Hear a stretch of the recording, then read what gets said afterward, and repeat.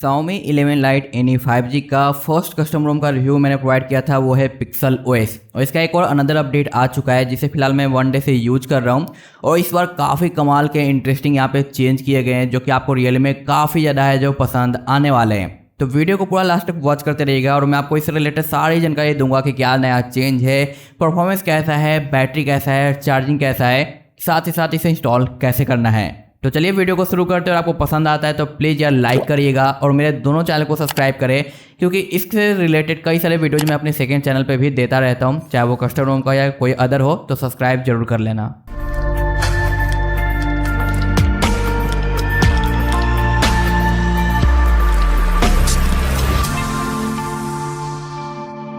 About की बात करें यानी एंड्रॉइड वर्जन की तो यहाँ पे 12 लिखा हुआ मिलता है बट ये 12.1 पे हमारा जो रन कर रहा है। जून 5 का लेटेस्ट सिक्योरिटी पैच यहाँ पे आ चुका है और यहाँ पे एटम एक्स का कर्नल देखने को मिलता है और यहाँ पे आपको बिल्ड डेट आपको देखने को मिलता है जो कि बिल्कुल ही लेटेस्ट है। उसके बाद आते हैं यहाँ पे तो काफ़ी इंप्रूवमेंट कर दिया गया है जो कि आपके काफ़ी काम आने वाला है और आपको काफ़ी पसंद आने वाला है। सबसे पहला चेंज आपको अपडेटर में नजर आएगा।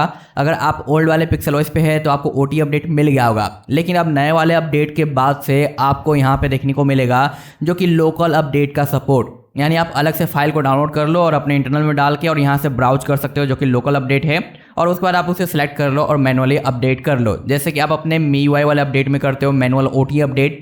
सेम वही तरीका यहाँ पे देखने को आपको मिलेगा, तो ना ही PC की जरूरत पड़ेगी और ना ही आपको भाई यहाँ पे रिकवरी में स्विच करना पड़ेगा। तो ये काफ़ी बेहतरीन है जो भाई ऑप्शन ऐड किया गया है और लगता है कि ये ऑप्शन हर एक कस्टम रोम के अंदर होना चाहिए, जो कि मुझे काफ़ी ज़्यादा ये पावरफुल चीज़ें लगी है। अनदर आपको यहाँ पे मल्टी यूजर्स अकाउंट देखने को मिल जाएगा। यहाँ पे जेस्चर में वही सारे ऑप्शन देखने को मिल जाते हैं जो कि आप यूज करते हो, जैसे कि left to check, double tap पे चेक और यहाँ पे आपको देखने को मिलता है एडवांस रीस्टार्ट का ऑप्शन। यहाँ पे होल्ड पे आप जो असिस्टेंट वगैरह है जो रख सकते हो और अनदर यहाँ पे ओपन कैमरा, 100 सिस्टम नेप बार और डबल टैप वगैरह के ऑप्शन देखने को मिलेंगे।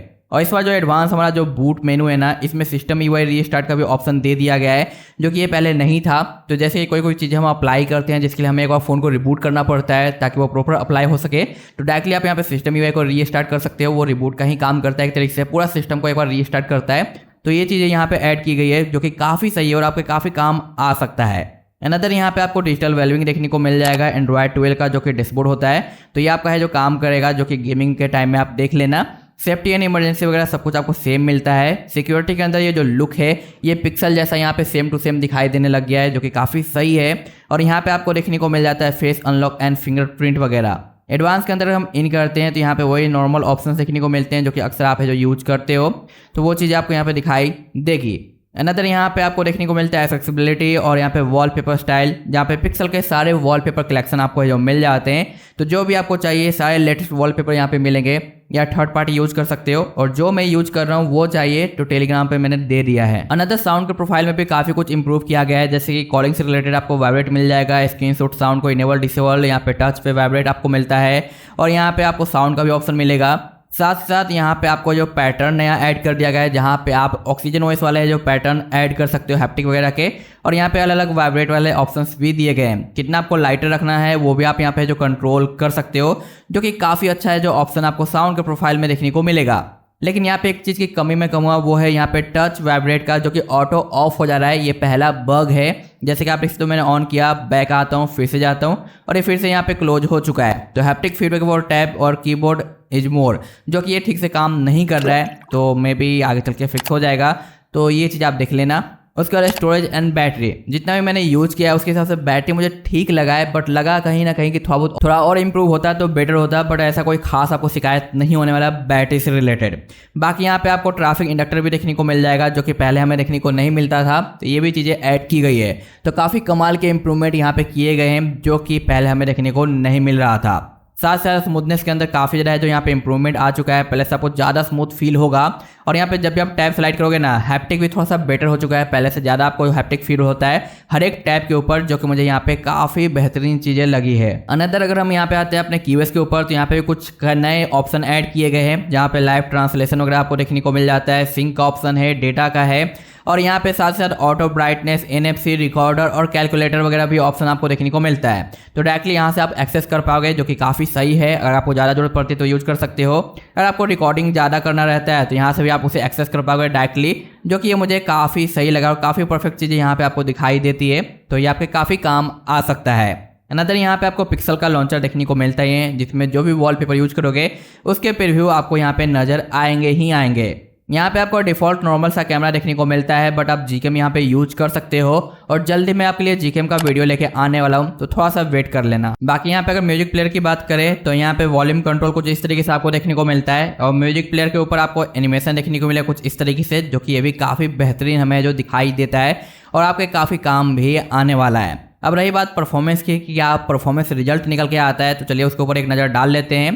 तो स्टार्टअप से ही स्टार्ट करेंगे। तो यहाँ पे बाय डिफॉल्ट आपको इतने ही एप्लीकेशन मिलते हैं, बाकी आप चाहो तो अलग से डाउनलोड कर लो जो आपको ज़रूरत है। डिवाइस आपका सर्टिफाइड मिलेगा, तो बैंकिंग ऐप यूज़ करने में दिक्कत नहीं आने वाला। पिक्सल का स्टोरेज आपको मिलता है, तो जितना चाहो उतना आप फोटोज़ वगैरह अपलोड कर सकते हो। अनदर L1 का सपोर्ट है, तो अमेजन प्राइम वगैरह में आप फुल एंजॉयमेंट कर पाओगे। और ये है जब मैंने रोम फ्लैश किया उस समय का Geekbench, जो कि थोड़ा डाउन देखने को मिलता है, लेकिन जैसे ही 1 डे कंप्लीट होता है ना, ये अपने टॉप नॉच पे पहुंच जाता है, यानी काफ़ी अच्छा रिजल्ट आपको देखने को मिलता है। अनदर ये है हमारा AnTuTu, जब मैंने रोम को फ्लैश किया उस समय का, जो कि थोड़ा वीक लगा है MIUI के कंपेरिजन में। उसका मैंने दोबारा चेक किया है 1 डे यूज करने के बाद, तो थोड़ा सा इंप्रूव हुआ है, ज़्यादा इंप्रूव नहीं हुआ। फिर भी MIUI के कंपेरिजन में आपको डाउन देखने को मिलती है, क्योंकि वहाँ पे आपको 50 दिखाई देता है और यहाँ पे ओनली 42 के आसपास का ही है, जो कि ठीक है कस्टमरों के हिसाब से, और MIUI में तो थोड़ा डिफरेंट रहता ही है।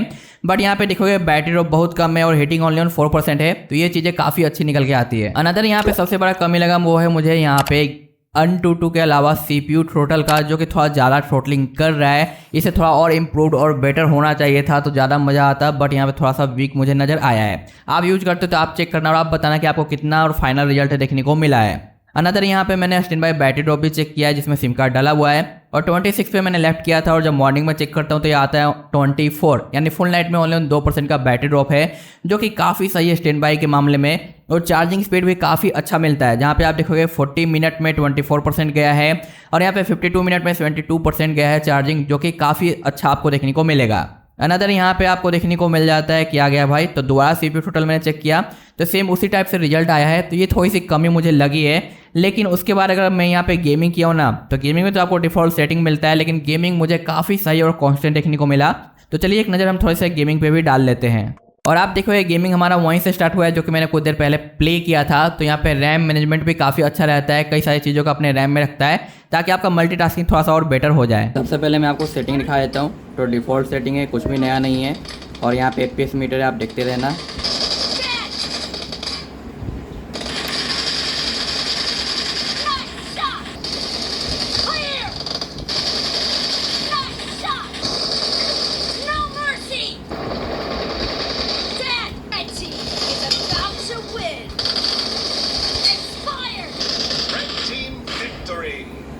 यार गेम तो हार गए, बट गेमिंग एक्सपीरियंस काफ़ी अच्छा रहा। हमेशा है जो आपको अच्छा खासा FPS मिल जाता है और कोई भी लैग ऐसा देखने को नहीं मिल रहा है, तो गेमिंग आपका मज़ेदार होने वाला है। गेमिंग से रिलेटेड आपको टेंशन लेने की ज़रूरत नहीं है, सो आप मज़े से यहाँ पे है जो गेमिंग है जो कर सकते हो।